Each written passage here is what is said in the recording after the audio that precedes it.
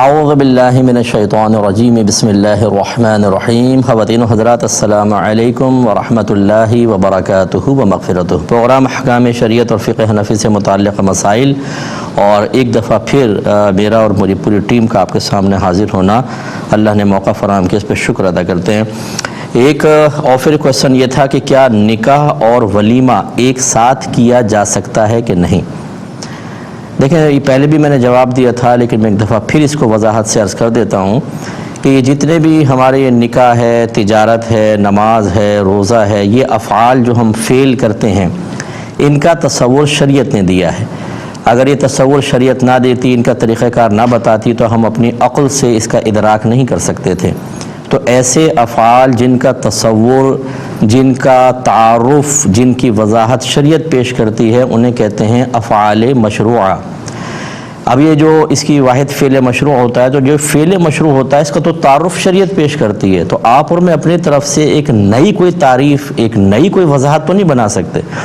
اب ہم نئی نماز ایجاد نہیں کر سکتے، نئے روزوں کا طریقہ یا نئے حج کا طریقہ ایجاد نہیں کر سکتے، تعارف پیش کیا جا چکا ہے. اسی طریقے سے نکاح جو ہے وہ ایجاب و قبول کا نام ہے. اس کے اندر کھانا کھلاتے ہیں جیسے لڑکی والے ہوتے ہیں، اور جب شب زفاف ہوتی ہے، جس کو فرسٹ نائٹ آپ کہہ لیجئے، اس کے بعد اگلے دن جو کھانا کھلایا جاتا ہے وہ ولیمہ ہوتا ہے. یہ ہمیں شریعت نے تصور دیا ہے. اب جب شریعت نے ولیمے کا یہ تصور دے دیا، تو کیا ہم اس کو چینج کر سکتے ہیں؟ فعل مشروع کو آپ اور میں تبدیل نہیں کر سکتے، اس کے تصور کو ہم ختم نہیں کر سکتے، اپنے پاس ایک نئی وضاحت نہیں پیدا کر سکتے. لہذا اگر آپ نے نکاح کے ساتھ ہی جو نکاح کا کھانا تھا، یعنی شادی کا کھانا کہتے ہیں، بھئی یہ ولیمے کا بھی کھانا ہے، تو ابھی تو رخصتی بھی نہیں ہوئی، تو ولیمہ ادا نہیں ہوگا. جب ولیمہ ادا نہیں ہوگا تو آپ سنت ادا کرنے کی سعادت حاصل نہیں کر پائیں گے. مجھے امید ہے کہ آپ بات سمجھ گئے ہوں گے. لیکن اگر فرض کر لیں گھر والے، خاندان والے نہیں مان رہے، کیونکہ ہر ایک شریعت کو مان لے، فالو کر لے، اور اپنے ذاتی مفادات کو ایک طرف رکھ کر سنت کی ادائیگی کے لیے کوشش کرے، ضروری نہیں ہوتا. ایسی صورت میں جو بچے ہیں، نوجوان ہیں، ان سے میری گزارش ہے لڑے جھگڑے نہیں ہونے والے. تمہاری مرضی ہے، سنت ادا نہیں ہوگی. اب شب زفاف کے بعد ولیمے کے لیے کوئی ضروری نہیں ہے کہ ہال بک کرائیں، 10 15 20 50 60 100 آدمیوں کو کھانا کھلائیں. اپنے 2 دوستوں کو بلائیے گا، انہیں بٹھا کے گھر میں کہیں پر کھانا کھلا دیں اور ولیمے کی نیت کر لیں، ولیمہ ادا ہو جائے گا. اس طرح کر لیں، لڑائی جھگڑا نہ کریں. لیکن اگر سب اس پر راضی ہوں کہ ہم نبی کریم صلی اللہ علیہ وسلم کی سنت ہی ادا کرنا چاہتے ہیں، خالی دکھاوا مقصود نہیں ہے، یہ تو دکھاوا ہی ہے، سنت تو کی ادائیگی کہاں ہوئی، تو پھر ان سب کو چاہیے کہ وہ طریقہ اختیار کریں جو ہم نے آپ کی خدمت میں ذکر کیا. ایک بھائی نے فرمایا کہ کسی نے زمین بیچی اور سامنے والے سے اس کا بیانہ بھی لے لیا، ایڈوانس جسے کہتے ہیں، لیکن پھر اس کو زیادہ بڑی آفر آ گئی زمین کی، تو اس نے اس کو بیانہ واپس کیا اور دوسرے کو یہ زمین بیچ دی. کیا شرعی لحاظ سے یہ ٹھیک ہے؟ دیکھیں، یہ بیانہ تو ہمارے یہاں کا ایک قاعدہ قانون بن گیا ہے کہ جی اگر آپ نے زمین لینی ہے تو تھوڑا بہت، یا مکان لینا ہے، دکان لینی، تھوڑا بہت ایڈوانس دیں تو بات پکی مانی جاتی ہے. جبکہ ہماری شریعت یہ کہتی ہے کہ مومن نے اگر زبان سے کہہ دیا، اس نے کہا آپ یہ خریدتے ہیں، میں نے کہا ڈن، میں نے خریدا اتنے میں، قیمت بیان ہو گئی، بس سودا ہو گیا. اب دوسرے کی مرضی کے بغیر نہ میں ختم کر سکتا ہوں، نہ میری مرضی کے بغیر وہ ختم کر سکتا ہے. اگر ختم کرنا چاہیں تو باہم رضامندی سے سابقہ قیمت پر ختم کر سکتے ہیں، اسے اقالہ کہا جاتا ہے. تو یہ ہو سکتا ہے، لیکن یہ نہیں ہو سکتا کہ آپ کو زیادہ آفر ملی تو آپ اس کو زبردستی بیانہ دیں. یا بعض اوقات اگر بیچنے والا بیانہ لے لیتا ہے تو جب واپس کرتا ہے ڈبل کرتا ہے. آپ نے 2 لاکھ دیے، 4 لاکھ واپس کر دیے، کیونکہ آپ کو 10 لاکھ زیادہ کی آفر ہو گئی تھی، آپ نے سوچا 6 لاکھ کا پھر بھی فائدہ ہوگا. لیکن اگر وہ راضی نہیں ہے، آپ نے زبردستی اس کو دیا، تو یاد رکھیں میدان محشر میں آپ اس کا حق مارنے والے قرار دیں گے. آپ کو وہاں پکڑ ہوگی، کیونکہ اس کا حق اس زمین سے وابستہ ہو گیا تھا. لہذا اس کا طریقہ یہ ہے، اگر آپ کو واقعی ایسا کچھ کرنا ہے تو اس کو راضی کریں، پیار سے، محبت سے، اسے کوئی اپنی مجبوری ذکر کریں جو واقعی ویلڈ ریزن ہو، کہ تاکہ وہ آرام سے. اور یہ یاد رکھیں کہ جو بیانہ لے کر ہم ضبط کر لیتے ہیں، یا اگر آپ منع کرنا ہے تو ڈبل وہ سامنے والا لیتا ہے، یہ دونوں شرعاً ظلم کی صورتیں ناجائز ہیں. ایجاب و قبول ہو اور باہم رضامندی سے ختم کریں، یا پھر راضی کر لیں اس کو کسی طریقے سے، جس کو صلح کرنا کہتے ہیں، اس میں آپ تھوڑے بہت پیسے دے کر اس کو راضی کر لیں، یہ بہتر ہے. لیکن بغیر اس کی مرضی کے اگر آپ سودا ختم کریں گے تو پھر آپ کو برود قیامت اس کا جواب دینا ہوگا. یہ کہ کہتے ہیں کہ ایک شخص کار بزنس کرتا ہے، جب وہ کسی کو گاڑی بیچتا ہے تو بعض اوقات کسٹمر یہ کہتا ہے کہ مجھے آپ بینک سے لون دلوا دیں تاکہ میں گاڑی آرام سے آپ سے لے سکوں، قسطیں آپ کو ان کو دے دوں گا، آپ بینک سے مجھے دلوا دیں لون۔ تو یہ اس کو لون دلوانے کے لیے جو مخصوص ایجنٹ ہوتے ہیں ان کا نمبر دینا کیسا ہے؟ دیکھیں، بینک سے جب بھی لون لیں گے یقینی سی بات ہے کہ وہ سود کی صورتیں بنتی ہیں اور یہ شرعاً جائز نہیں ہے، لہٰذا آپ چاہے براہ راست اس کو بینک سے لون دلوائیں یا کسی ایجنٹ کا نمبر دیں، یہ غلط ہوگا۔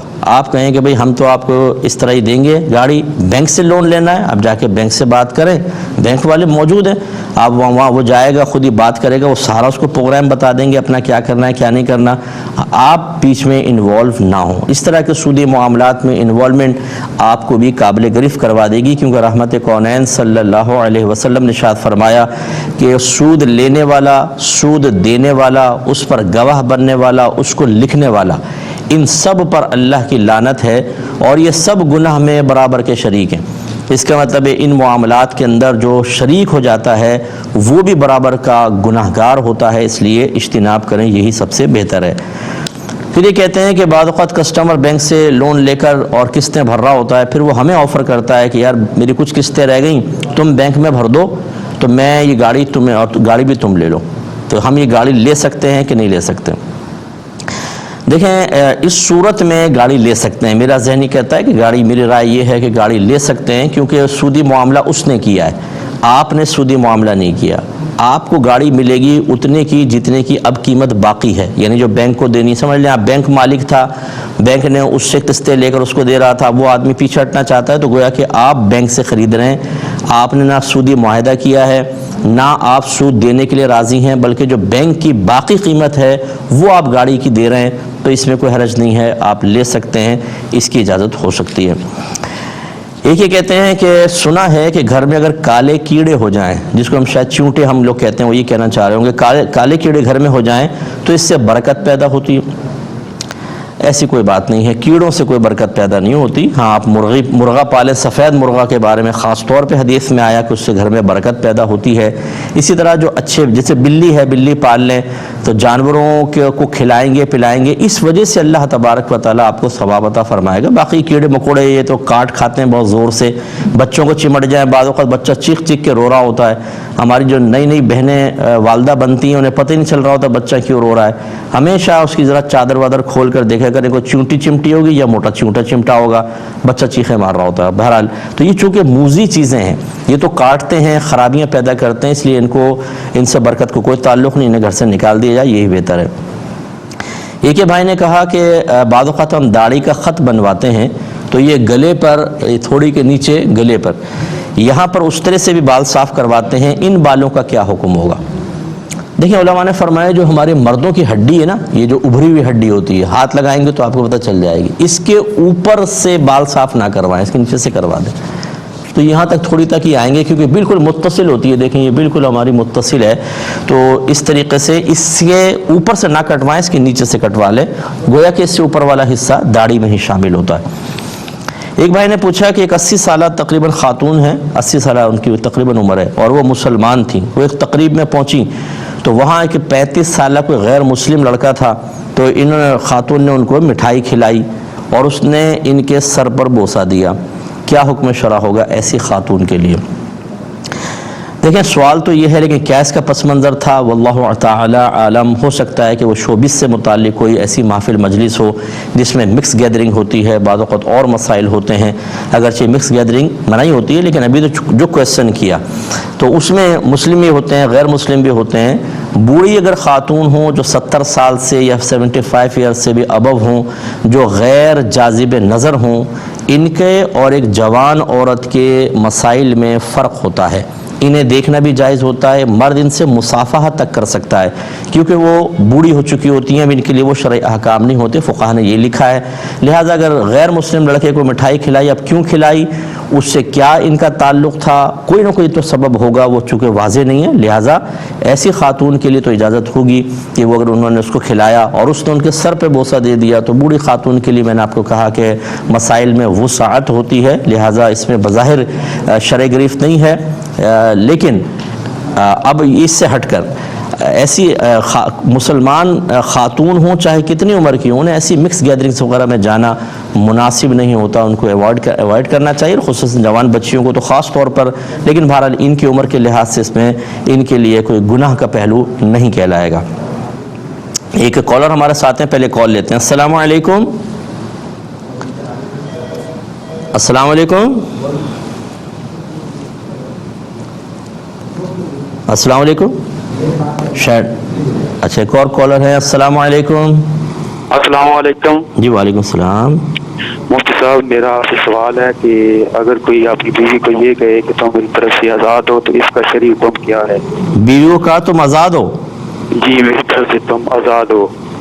ٹھیک ہے۔ تو اور دوسرا سوال یہ ہے کہ اگر نماز میں تیسری رکعت میں غائب و سنت ہو یا فرض ہو، تیسری رکعت میں یا کھڑے ہوتی ہیں تو کھڑا ہونے سے پہلے کیا بسم اللہ شریف پڑھنی ضروری ہوتی ہے؟ ٹھیک ہے، اور میں عرض کرتا ہوں، یہی لے لیتے ہیں۔ انہوں نے کہا کہ کسی شوہر نے بیوی سے کہا تم میری طرف سے آزاد ہو، کیا حکم شرع ہوگا؟ دیکھیں یہ کنایہ لفظ ہے۔ کنایہ اسے کہتے ہیں کہ جو خاص طلاق کے لیے نہیں بنا لیکن بوقت ضرورت طلاق دینے کے لیے استعمال کیا جا سکتا ہو، انہیں کہتے ہیں کنایہ الفاظ۔ ٹھیک ہے، کنایات طلاق بھی ان کو کہا جاتا ہے۔ لفظ آزاد کے بارے میں 3 صورتیں ہیں اور اس میں تینوں میں احکام آپ کو عرض کر دیتا ہوں۔ ایک ہے نارمل حالت، بیوی کہہ رہی ہے، بیوی اور شوہر ہے، ہنسی مذاق کر رہے ہیں، ایسے بیٹھے ہوئے ہیں، اور شوہر نے کہا بھائی جا، اب تو تمہیں بڑی ذمہ داری سے میں نے آزاد کر دیا، میری طرف سے تم تو اب آزاد ہو۔ تو ایسی صورت میں شوہر سے نیت پوچھی جائے گی نارمل حالت میں۔ نارمل کا مطلب جب لڑائی جھگڑا نہ ہو رہا ہو اور بیوی کی طرف سے مطالبہ طلاق نہ ہو، یہ نارمل حالت کہلاتی ہے۔ اس میں شوہر کی نیت ضروری ہے۔ اگر وہ قسم کھا کر کہہ دیتا ہے کہ میری طلاق دینے کی نیت نہیں تھی تو طلاق واقع نہیں ہوگی، اور اگر وہ قسم کھانے سے رک جاتا ہے، مثلا اس نے آزاد کا لفظ کہا تو بیوی گھبرائے گی، اس نے کہا قسم کھاؤ، شوہر کہتا ہے میں قسم نہیں کھاؤں گا، اس صورت میں طلاق ہو جائے گی، یاد رکھیں، چاہے اس کی نیت نہ ہو۔ اس لیے قسم کھا لینی چاہیے، اگر نیت نہیں تھی تو قسم کھا لیں، ایک صورت یہ۔ دوسرا یہ ہے کہ اگر بیوی مطالبہ کر رہی تھی کہ مجھے چھوڑ دو، بس اب میں تمہارے ساتھ نہیں رہ سکتی، اس نے کہا اچھا جاؤ تم میری طرف سے آزاد ہو، یہ لڑائی جھگڑا چل رہا تھا، چاہے مطالبہ طلاق نہ ہو، غصے کے اندر شوہر نے کہا جا تم میری طرف سے آزاد ہے، ان 2 صورتوں میں چاہے شوہر کی نیت ہو یا نہ ہو طلاق واقع ہو جائے گی، اور اس میں شوہر سے حلف بھی نہیں لیا جائے گا۔ اس لیے میں اکثر اپنے بیانات میں کہتا ہوں، خاص طور پہ شادی بیاہ کے موقعوں پر جب میں بات کہتا ہوں، لوگ کہتے ہیں، بعض جو بیچارے جو کم عقل قسم کے ہوتے ہیں کہ مفتی صاحب یہ تو نکاح کی محفل، اس میں طلاق کی بات، تو اصل میں طلاق کی بات تو ہم صرف طلاق سے محفوظ رہنے کے لیے کر رہے ہیں، اور اگر ہم یہاں طلاق کی بات نہ کریں یا مختلف مقامات پہ نہ کریں تو آپ طلاق سے شاید محفوظ نہ رہ سکیں۔ تو جو میرے بھائی یہ سن رہے ہیں یا ہماری بہنیں کہ شوہر نے کبھی آزاد کا لفظ کہا ہو تو خدا را فوراً سے پیشتر کسی اچھے مستند اہل سنت سے متعلق مفتی صاحب سے فتویٰ طلب کر لیں، یعنی شرعی حل اس کا پوچھ لیں کہ اس کا کیا حکم ہے، کیونکہ بعض اوقات اس میں طلاق ہو جاتی ہے اور یہ وہ طلاق ہوتی ہے جس میں نکاح فوراً بریک ہو جاتا ہے۔ اب اگر آپ کو دوبارہ ساتھ رہنا ہے تو جدید مہر کے ساتھ جدید نکاح کرنا ہوگا، نیو مہر نیو نکاح، اور اگر نہیں کریں گے تو آپ کا ساتھ رہنا گناہ کی صورت ہوگی۔ اس لیے یاد کریں اپنے ماضی کو اور فوراً سے پیشتر عملی قدم اٹھائیں اس سلسلے میں۔ ایک کالر ہمارے ساتھ ہیں۔ السلام علیکم۔ وعلیکم السلام ورحمۃ اللہ وبرکاتہ۔ جی مفتی صاحب، میں شیر زمین خان بات کر رہا ہوں دبئی سے۔ جی جی فرمائیے۔ یہ ہمارا ایک آدمی نے مسجد کے لیے 13 مرلے جگہ دیا تھا نا، اس پہ ابھی ہم لوگ مسجد بنانا چاہتے ہیں، ہمارا ادھر مسجد کی ضرورت ہے، 20-25 گھر ہے ہمارا نا۔ ٹھیک ہے۔ وہاں جو ہمارا دوسرا مسجد کا جو امام ہے وہ اس پہ مدرسہ بنانا چاہتا ہے۔ اچھا، تو ہمارے لیے اس میں شرعی کیا حکم ہے؟ ہمارے لیے تقریب ہے، جو ہمارے سے مسجد تقریباً 5-6 منٹ کا دوری پہ رہے نا۔ نہیں، جس نے یہ زمین دی تھی اس نے مسجد کا کہہ کر دی تھی یا مدرسے کا؟ بالکل، ابھی تک وہ مسجد کا کہہ رہے ہیں نا، ابھی تک تو مدرسے کا نہیں کہہ رہے، لیکن متوع کے لیے ہم لوگ تو ادھر سے پیش آتے ہیں تو جو بات کر نہیں سکتے سامنے۔ ٹھیک ہے ٹھیک ہے، میں انشاءاللہ آپ کو عرض کرتا ہوں۔ ایک اور کالر ہمارے ساتھ ہیں، شاید لائن ڈراپ ہو گئی ہے، ایک مختصر سا بریک لیں گے، ہمیں یقین ہے آپ ہمارے ساتھ ہی رہیں گے۔ بسم اللہ الرحمن الرحیم۔ 2 کالر ہمارے ساتھ ہیں۔ السلام علیکم۔ وعلیکم السلام۔ جی بھائی جان۔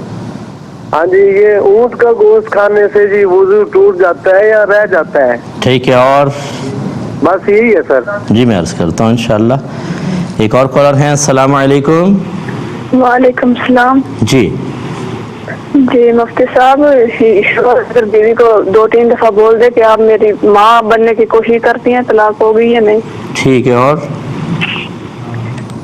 میں انشاءاللہ عرض کرتا ہوں بہن، ایک یہ پوچھا تھا کہ جب ہم فرض کی یا سنت کی تیسری رکعت میں کھڑے ہوتے ہیں تو کیا بسم اللہ الرحمن الرحیم ابتدا میں پڑھنا لازم ہے؟ دیکھیں، فرض کے اندر جب آپ تیسری میں کھڑے ہوں گے، اگر آپ الحمد شریف پڑھنا چاہتے ہیں، اس میں تیسری اور چوتھی میں جیسے مستحب ہے الحمد شریف پڑھنا، تو سورت سے پہلے بسم اللہ پڑھنا مستحب ہوتا ہے، آپ بالکل پڑھ لیجئے۔ اگر آپ سنت موقدہ پڑھتے ہیں تو پھر تیسری کے اندر وہ فرض کی طرح ہی ہوتا ہے، اس میں بھی آپ بسم اللہ پڑھیں گے، پڑھنا چاہیں تو، کوئی فرض یا لازم نہیں ہے، چھوڑ بھی دیں گے تو گناہ گار نہیں ہے، مستحب ہے۔ لیکن اگر آپ سنت غیر موقدہ پڑھیں گے تو اس کی ادائیگی کا سنت کے مطابق طریقہ یہ ہے کہ پہلی رکعت اور تیسری رکعت کو ثنا سے شروع کرتے ہیں، لہذا اس میں جب آپ تیسری میں کھڑے ہوں تو پہلے ثنا پڑھیں، سبحانک اللہم، پھر اعوذ باللہ، پھر بسم اللہ شریف، اور پھر آپ الحمد شریف پڑھیں۔ یعنی یہ بھی کوئی فرض یا واجب نہیں ہے، یہ بھی سنن ہے، ٹھیک ہے؟ تو فرض ہوں یا سنت موقدہ، اس میں جب آپ تیسری کے لیے کھڑے ہوں تو مستحب ہے بسم اللہ الرحمن الرحیم پڑھنا، اور سنت غیر موقدہ کی تیسری میں کھڑے ہوں تو ثنا سے اس کا آغاز کیا جائے۔ ایک یہ کہتے ہیں کہ کسی شخص نے ایک 13 مرلے کا پلاٹ مسجد کے لیے دیا ہے، لیکن وہاں کے امام صاحب اس پر مدرسہ بنانا چاہتے ہیں، کیا حکم شرع ہوگا؟ دیکھیں، سب سے پہلے دیکھا جائے گا اگر تو دینے والے نے وقف کے الفاظ کہے تھے کہ میں اس زمین کو مسجد کے لیے وقف کرتا ہوں، اسے مسجد بناتا ہوں، تو پھر یاد رکھیں وقف کو تبدیل نہیں کر سکتے، اب امام صاحب کا اس کو مدرسہ بنانے کی کوشش کرنا ہی گناہ ہے، اور اگر عملی کوشش کریں گے تو گناہ گار ہوں گے، کیونکہ وقف تبدیل نہیں ہو سکتا، وہ مسجد ہی بنے گی۔ اور اگر ایک شخص نے یہ وقف کے الفاظ نہیں کہے بلکہ صرف خواہش کا اظہار ہے کہ یا میں چاہتا ہوں یہ کوئی مسجد وغیرہ بن جائے، کیا کہتے ہیں آپ لوگ، چلو یہ پلاٹ لے لیں، آپ جو چاہے کر لیں، مسجد بنا لیں، کچھ بنا لیں، یعنی اس نے وقف کے الفاظ نہیں کہے ہیں، ایسی صورت میں ہمارا مشورہ یہ ہے کہ لڑائی جھگڑا نہ کریں، مسجد بنائیں اور اس میں ایک سائیڈ میں مدرسہ بھی بنا لیں کہ مساجد کے ساتھ مدرسہ ہوتا ہے، جیسے آپ نے فرمایا کہ وہاں مسجد نہیں ہے، ایسی صورت میں پھر امام صاحب کا بھی جھگڑا کرنا اور خواہ مدرسہ بنانے کے لیے زور دینا مناسب نہیں ہے، پھر دونوں چیزیں شامل کر لیں۔ لیکن اگر یہ پلاٹ مسجد کے لیے وقف کیا گیا ہے اور وقف کے الفاظ کہے گئے ہیں تو پھر اس پہ مسجد ہی بنے گی اور کچھ نہیں ہو سکتا۔ ایک انہوں نے کہا کہ اونٹ کے گوشت کھانے سے کیا وضو ٹوٹ جاتا ہے؟ جی نہیں ٹوٹتا۔ جو بعض حدیثوں میں نبی کریم صلی اللہ علیہ وسلم کا یہ فرمانا کہ جو اونٹ کا گوشت کھائے وہ وضو کر لے، وہ اس وجہ سے ہے کہ اونٹ کا گوشت ثقیل ہوتا ہے، بھاری ہوتا ہے، اس کے بھاری پن کو ختم کرنے کے لیے، ورنہ آپ مصنف ابن ابی شیبہ اٹھا کے پڑھیں، یہ حدیث کی کتاب ہے اور یہ امام بخاری کے بھی استاد ہیں، اور انہوں نے بہت سارے ایسے چیزیں لکھی ہیں، اس کے اندر آثار موجود ہیں۔ آثار کہتے ہیں جو صحابہ کرام کے اقوال ہوتے ہیں کہ حضرت علی نے اونٹ کھایا، وضو نہیں کیا، حضرت عمر نے اونٹ کھایا، وضو نہیں فرمایا، عبداللہ ابن عمر نے اونٹ کھایا، وضو نہیں فرمایا، تو لہٰذا اکابرین سے ثابت ہے کہ انہوں نے اونٹ کے گوشت کھانے کے باوجود وضو کی سعی نہیں کی ہے۔ یہ ظاہر کرتا ہے کہ نبی کریم کے فرمان کا مطلب یہ نہیں ہے کہ جس نے اونٹ کا گوشت کھایا اس کا وضو ٹوٹ جائے گا، صرف استحباب کی طرف اشارہ ہے، لہٰذا اونٹ کا گوشت کھانے کے بعد وضو نہیں ٹوٹتا، آپ اسی وضو سے نماز پڑھ سکتے ہیں۔ ایک بہن نے کہا اگر شوہر اپنی بیوی سے کہے کہ تم میری ماں بننے کی کوشش نہ کرو تو کیا نکاح پہ کوئی فرق پڑے گا؟ نہیں، ان الفاظ سے کوئی فرق نہیں پڑے گا، ٹھیک ہے؟ یہ تو غصے میں اس نے ویسے ہی کہے ہیں۔ ہاں یہ یاد رکھیں ایک لفظ ہوتا ہے زہار، عربک میں زہار ہوتا ہے، زہار کا مطلب یہ ہوتا ہے کہ کوئی اپنی بیوی کو اپنی ماں کی مثل کہہ دے، یوں کہہ دے تو مجھ پر میری ماں کی طرح ہے، ماں کی مثل ہے، تو یہ بیوی وقتی طور پہ حرام ہو جاتی ہے اور اس کا کفارہ دینا ہوتا ہے، تب وہ حلال ہوگی۔ اور کفارہ وہی ہوتا ہے جو روزہ توڑنے کا کفارہ ہے کہ 60 روزے رکھیں لگاتار، یا پھر 60 مسکینوں کو کھانا کھلائیں، اور یا نہیں ہے اس میں پہلے 60 روزے رکھنے ہوں گے، پھر اگر وہ نہیں کر سکتے تو 60 مسکینوں کو کھانا کھلانا ہوگا، ٹھیک ہے نا؟ ایک غلام آزاد کرنے کا تو اب رواج نہیں ہے، یہ 2 کام میں سے ایک کرنا ہوگا۔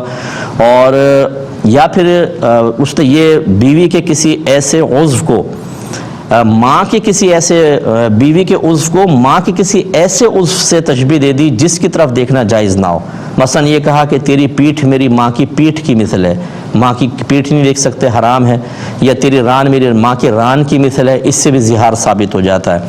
یا ایسے کسی لفظ کو بول کر پھر ماں کے عضو سے تشبیہ دی کہ جس عضو کو بولیں، جز کو بولیں تو کل مراد ہوتا ہے، جیسے سر اور گردن۔ پہلے دور میں ایسے ہوتا تھا کہ وہ کہتے تھے میں نے غلام کی گردن آزاد کی، تو گردن آزاد کرنے کا مطلب غلام آزاد کیا. گردن بول کے پورا غلام مراد لیتے تھے, سر بول کے پورا غلام مراد لیتے تھے. تو اگر کوئی یہ کہے کہ تیرا سر میری ماں کی پیٹھ کی مثل ہے, تیری گردن میری ماں کی پیٹھ کی مثل ہے, تو اس کا مطلب ہے کہ وہ یہ کہہ رہا ہے پوری تو میری ماں کی مثل ہے. اس میں بھی زہار ہو جاتا ہے. لیکن یہ بعض اوقات بعض کمیونٹی ہیں میں ایسا ہوتا ہے, وہ بچی کو بولتے ہیں او میری ماں ادھر آ, تو وہ اس طرح کہنے سے فرق نہیں پڑتا. اسی طرح بیوی بعض اوقات شوہر کو بھائی کہہ دیتی ہے, جیسے کزن ہوتے ہیں تو پہلے بھائی بھائی چل رہا ہوتا ہے, وہ شادی ہو گئی اکرم بھائی ناشتہ تیار ہے, تو شوہر کو بھائی کہنے سے کوئی فرق نہیں پڑتا. اسی طریقے سے اگر شوہر غلطی سے بلکہ جان بوجھ کے بھی کہہ دے کہ بہن ادھر آ جاؤ, بیوی کو بہن کہہ دے, میری ماں ادھر آ جاؤ, اس طرح کہہ دے اپنی بیوی کو, تو اس سے بھی اظہار نہیں ہوتا, اس سے فرق نہیں پڑتا. کہنا مکروہ ضرور ہے, نہیں کہنا چاہیے, لیکن جو میں نے الفاظ ذکر کیے اظہار کے, وہ کہیں گے تو بیوی وقتی طور پر ضرور حرام ہو جائے گی. اور جو ہماری کم علمی کا عالم چل رہا ہے اس میں گزارش کرتا ہوں کہ بڑے محتاط انداز سے چلیں, بلکہ بہتر ہے کہ آپ فرض علوم کورس کریں. اگر آپ کو کرنا ہو آپ میرا نمبر لے لیجئے گا, یا جہاں کوئی اچھے مستند مفتیان کرام کروا رہے ہوں آپ وہاں سے فرض علوم کورس کیجئے, تاکہ یہ بنیادی چیزیں آپ کو پہلے پتہ چل جائیں. پہلے ہم کر لیتے ہیں, پھر ہمیں ہوش آتا ہے, اور کئی سالوں بعد ہوش آتا ہے, اور پھر ہم اس کے کفارے کی کوشش کرتے ہیں, ان غلطیوں کے تدارک کی کوشش کرتے ہیں, جو نقصانات ہو جاتے ہیں ان کی تلافی کی کوشش کرتے ہیں, اور بعض اوقات پھر چیز برکت حاصل نہیں ہوتی. یہ بڑے مسائل ہوتے ہیں, اس لیے اس کا خیال رکھیے. ایک یہ بھائی نے مجھ سے کویشچن کیا تھا, یہ آفر تھا کہ پانی کے فلو کے لیے پرانا دھلا ہوا پائپ استعمال کرنا کیسا ہے. اس میں کوئی حرج نہیں ہے, اور وہ شاید یہ پوچھنا چاہ رہے ہوں گے وہ پائپ کہیں لگا ہوگا. اگر فرض کر لیں کوئی خراب جگہ بھی لگا تھا جس میں گندا پانی جاتا تھا, فرض کر لیں, تو اگر آپ نے اس کو اچھی طرح کلین کر لیا ہے, دھو لیا ہے, تو اب کہیں پر اگر آپ کو پانی کے فلو کے لیے اس پائپ کو استعمال کرنا پڑے تو وہ پاک ہے, کر سکتے ہیں. لیکن اگر پینے وغیرہ کا معاملہ ہو تو طبیعت میں ذرا کراہت محسوس کرے گی طبیعت کہ وہ گندا پائپ لا کے لگا دیا, حالانکہ وہ گندا نہیں ہے, وہ دھل چکا ہے, پاک ہے, ایسی جگہ نہ لگائیں. لیکن اگر جیسے زمینوں پہ پانی دینا ہے تو وہ پائپ لگا رہے ہیں, اس میں آپ نے لگا دیا, کوئی حرج نہیں ہے, بس پاک کر لے تو زیادہ بہتر ہے, کیونکہ پینا وغیرہ تو ہے نہیں. تو پرانا پائپ دھلا ہوا استعمال کر سکتے ہیں. ایک بھائی نے پوچھا کہ یہ ٹائلز والی زمین پر اگر کوئی ناپاکی گر جائے, یعنی زمین پہ ٹائلز لگی ہوئی ہیں, ناپاکی گر کے خشک ہو گئی, لیکن اس کا نشان ابھی نظر آ رہا ہے, تو کیا یہ ٹائلز پاک کہلائیں گی کہ نہیں. دیکھیں اصول یاد رکھیے کہ نبی کریم صلی اللہ علیہ وسلم نے زمین کے بارے میں فرمایا کہ یہ خشک ہو کر پاک ہو جاتی ہے. خشک ہو کر پاک ہونے کا مطلب کیا ہے؟ خشک کا مطلب کیا ہے کہ نجاست کا اثر ختم ہو جائے. اثر ختم ہونے کا مطلب کیا ہے کہ نہ اس کی اسمیل ہو, نہ اس کا کلر نظر آ رہا ہو. جیسے بچے نے پیشاب کر دیا, اب سخت دھوپ ہے, گرم ہوا ہے, یا آپ نے اور کوئی ذریعہ استعمال کیا اور اس کی وجہ سے وہ خشک ہو کر اب پیشاب کا نہ دھبا نظر آ رہا ہے, نہ اس کا کوئی رنگ نظر آ رہا ہے, نہ اسمیل وغیرہ ہے اس کی, تو یہ زمین پاک کہلائے گی. تو اگر ایسا ہے کہ وہ کوئی ناپاکی گری اور خشک ہو گئی لیکن ابھی اس کا نشان نظر آ رہا ہے, تو اس کا مطلب اس کا وجود ہے, تو پھر آپ کو اس کو ختم کرنا چاہیے. اور ختم کرنے کا طریقہ یہ ہے کہ آپ کوئی کپڑا لے کر اور کوئی بھی ڈیٹول وغیرہ جیسے تھوڑا اس میں لگا کر اس کو اچھی طرح پوچھا لگا دیں اور چھوڑ دیں. تو جب چھوڑ دیں گے پھر وہ خشک ہو کے پاک ہو جائے گی, یعنی اس نجاست کو اس طرح پھیلا کر, یعنی اس طرح صاف کر کے چھوڑ دیجئے, پاک ہو جائے گی. تو یہ جو بچے پیشاب وشاب کر دیتے ہیں بعض اوقات فرش کے اوپر, تو پورا پانی بہانا, یہ تو اور زیادہ گھر کو آلودہ کر دینا ہوتا ہے. اور بعض اوقات تو ایسے کمرے ہوتے ہیں کہ آپ پانی بہا بھی دیں, ان کے نکلنے کا رستہ ہی نہیں ہوتا پانی کا. تو اس کا طریقہ یہ ہوتا ہے کہ بچے نے پیشاب کیا, پہلے بہنیں کسی کپڑے سے پیشاب کو اچھی طرح خشک کر لیں, پھر اسی طرح ڈیٹول یا فنائل وغیرہ کا کپڑا اس پہ مار کے چھوڑ دیں. جب وہ خشک ہو جائے گا بالکل, تو پیشاب تو ویسے اس کی اسمیل ختم ہوگی, رنگ بھی نظر نہیں آ رہا, تو یہ زمین پاک کہلائے گی.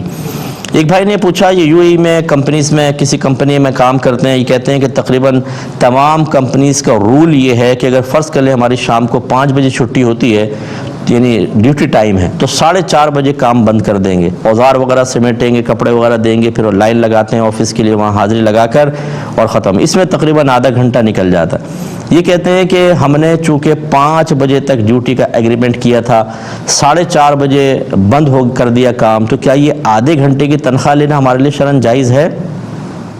پہلی بات تو یہ کہ میں ان کی عظمت کو سلام کرتا ہوں کہ کتنا اچھا انسان ہے. آپ یہ دیکھیے کہ وہ ایک مزدور آدمی ہے لیکن وہ سوچ رہا ہے کہ ایسا نہ ہو کہ میری تھوڑی سی کوئی خدا نخواستہ کام چوری ثابت ہو جائے اور اتنے وقت کی سیلری میرے لیے ناجائز ہو اور میں اپنے بیوی بچوں یا ماں باپ یا بہن بھائیوں کے پیٹ میں حرام کا لقمہ ڈالنے والا بن جاؤں. اس لیے اس نے یہ مسئلہ پوچھا. بہت پیاری بات ہے, اللہ آپ کو برکت سے نوازے. دوسری بات یہ ہے کہ آپ کے لیے پوری سیلری لینا اس مسئلے میں جائز ہے. وجہ اس کی یہ ہے کہ یہ کمپنی رول ہے, یہ آپ نے کام چوری نہیں کی ہے. آپ اگر ڈیوٹی ٹائم سے اپنے ذاتی کاموں کے لیے کچھ وقت نکال لیتے ہیں اور کام نہیں کرتے ہیں یا وہاں پہ حاضر نہیں ہوتے ہیں تو آپ کی سیلری جو ہے اتنے وقت کی لینا یہ ناجائز ہوگا. لیکن یہ تو کمپنی رول ہے کہ 4:30 پہ کام بند کریں, پھر سمیٹے سماٹی میں ٹائم لگتا ہے, حاضری لگانا چلے جائیں, تو گویا کہ یہ آدھا گھنٹہ کمپنی کے تحت ہی آپ کام کر رہے ہیں, اگرچہ اس میں وہ والا کام نہیں کر رہے جو کام آپ کو دیا گیا ہے. لہٰذا اس وقت کی سیلری آپ کے لیے بالکل جائز ہے. ایک یہ پوچھا ایویٹر بنانا کیسا ہے. یہ جو کارٹونز وغیرہ ہوتے ہیں, ویسے ایویٹر مانے دیوتا ہوتا ہے, کہ دیوتا بنانا کیسا ہے, اوتار جس کو کہا جاتا ہے. لیکن آج کل واٹس ایپ کے اوپر بھی آپ نے دیکھا ہوگا کہ اس میں وہ کارٹون کی سی پکچر ہوتی ہے, بال لگا لو, آنکھیں لگا لو, فلاں فلاں فلاں کر کے آپ ایک بنا لیتے ہیں. تو اس طرح بنانا کیسا ہے. دیکھیں یہ ڈیجیٹل کیمرے اگر ہوں تو یا کمپیوٹر کے اوپر, موبائل کے اوپر, ہماری تحقیق کے مطابق بلکہ جمہور کی تحقیق کے مطابق تصویر بنتی ہی نہیں ہے. جب نہیں بنتی تو اس میں آپ کر سکتے ہیں, لیکن آپ ویسے ہاتھ سے اگر کاغذ کے اوپر بنائیں یا بنا کر کمپیوٹر میں اس کا پرنٹ آؤٹ نکالیں, پازیٹیو وے میں اس کو لے کر آئیں, تو یہ صحیح نہیں ہوتا ہے, یہ پھر گناہ کی صورت بنتی ہے. لیکن جب تک آپ کمپیوٹر کے اندر کام کر رہے ہیں, موبائل کے اندر کام کر رہے ہیں, اس میں تصویر بنتی ہی نہیں ہے, آپ اس طرح کے معاملات کر سکتے ہیں. بعض لوگ کہتے ہیں اس سب ہمیں ڈرائنگ کا بڑا شوق ہے, تو کیا ہم جانوروں کی تصویریں بنا سکتے ہیں. ہم ان کو یہ مشورہ دیتے ہیں کہ آج کل ایسے سافٹ ویئرز آ گئے ہیں کہ جس میں آپ بالکل ہاتھ سے جیسے بنا سکتے ہیں. آپ اسکرین پہ کریں گے تو وہ سافٹ ویئر کے اندر چیز بنتی جائے گی, وہ آپ بنا سکتے ہیں کیونکہ اس میں تصویر بنتی ہی نہیں ہے. تقریباً دنیا کے 98% میرا اندازہ یہ ہے کہ علماء ایک طرف ہیں, اونلی 2% ایسے آپ کو ہوں گے جو ابھی بھی یہ کہتے ہیں کہ یہ ویڈیوز, یہ جو چینل چل رہے ہیں, یہ تصویریں جو چاہے ڈیجیٹل ہو کیسے بھی, یہ سب کے سب حرام ہیں, ناجائز ہیں. یہ یاد رکھیے گا, صرف یہ مسئلہ میں پوچھا نہیں ہے لیکن صرف آپ کی تشفی کے لیے عرض کر رہا ہوں کہ جب فقہا کا کسی مسئلے میں اختلاف ہو جائے تو جس طرف میجورٹی ہوگی حق ادھر ہی ہوتا ہے. یاد رکھیں 98% فاسق فاجر اور جہنمی نہیں ہو سکتے. لا تجتمع امت علی الضلالہ, میرے آقا صلی اللہ علیہ وسلم نے فرمایا میری امت کبھی گمراہی پر مجتمع نہیں ہوگی. ایسا نہیں ہو سکتا کہ بڑے بڑے مفتیان کرام جو عرب سے تعلق رکھتے ہیں, پڑوسی ملک میں ہیں, پاکستان میں ہیں, دنیا بھر میں پھیلے ہوئے علماء, وہ اس کو جائز کہیں اور مخصوص چند افراد اس کو ناجائز کہیں کہ ان سب کو گناہ گار قرار دیں. اس طرح نہیں ہوتا ہے. تو لہٰذا یہ شرعاً بالکل جائز ہے, اس میں کوئی حرج نہیں ہے. بہرحال حق ثابت کی مثال ایسی ہے کہ جیسے فرض کر لیں کہ آپ نے مکان کا نقشہ پاس کروانا ہے, جتنی ریکوائرمنٹس تھی سب پوری کر لی ہیں, لیکن پھر بھی سائن نہیں ہوتا جب تک کہ آپ کچھ نہ کچھ نہ دیں. میں بھی پھنسا ہوں اسی معاملے میں آج کل ایک مسئلے میں. تو یہ ہمارے اداروں کے اندر ایسی ہوتا ہے, بھاری رشوتیں دیں گے تو کام ہوگا ورنہ نہیں. ایسی صورت میں علماء نے واضح طور پہ فرمایا کہ اس وقت رشوت دینا شرعاً جائز ہے کیونکہ اپنا حق حاصل ہی نہیں ہو پا رہا, لیکن لینے والا تب بھی گناہ گار ہوگا. اچھی طریقے سے ذہن میں رکھا جائے. بچوں کے پروگرام کے وقت تقریباً ختم ہو رہا ہے. انشاءاللہ نیکسٹ ویک آپ سے دوبارہ ملاقات کا شرف حاصل ہوگا. اس وقت تک کے لیے اپنے میزبان کو, ہماری کیو ٹی وی کی پوری ٹیم کو اجازت مرحمت فرمائیں. آپ ہمارے لیے دعا کیجیے, ہم آپ کے لیے دعا گو ہیں کہ اللہ تعالیٰ آپ کے لیے رزق حلال کے وسیع دروازے کھول دے, اتنا کہ جو ہماری تمام ضرورتوں کے لیے بآسانی کافی ہو جائے, بلکہ ہم دوسروں کی بھی امداد کریں. آمین بجاہ النبی الامین صلی اللہ تعالیٰ علیہ وسلم.